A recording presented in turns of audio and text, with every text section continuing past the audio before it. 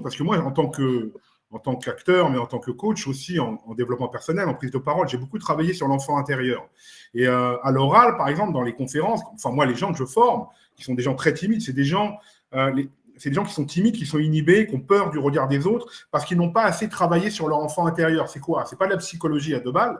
Ça veut dire qu'il y a beaucoup de peurs, par exemple, à l'oral, qui correspondent à des peurs de l'enfance. La timidité excessive, le bégaiement, le rougissement, le complexe du premier de la classe, c'est-à-dire l'obsession d'être parfait, la peur de la hiérarchie, la peur du maître d'école. Où je veux en venir, c'est que moi, je pose une question aux gens. Quels sont les êtres aujourd'hui qui dépendent du regard des autres pour grandir? Quels sont les êtres qui dépendent de l'amour, de la validation pour grandir?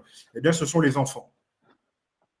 Et moi, je travaille beaucoup sur la maturité intérieure avec les gens dans mes stages, ou même en tant qu'acteur, ou même dans la vie de tous les jours. On a beaucoup d'angoisses qui correspondent à un enfant intérieur. C'est des peurs de l'enfance, en fait, cette peur du jugement. Et il faut donc faire intervenir le père intérieur qui va venir cautériser, apaiser, soigner l'enfant intérieur et lui dire « Mais arrête d'avoir peur du jugement, arrête d'avoir peur du regard des gens. Qui a peur du regard des gens? Qui a besoin? C'est les enfants. C'est donc ton enfant intérieur qui parle. »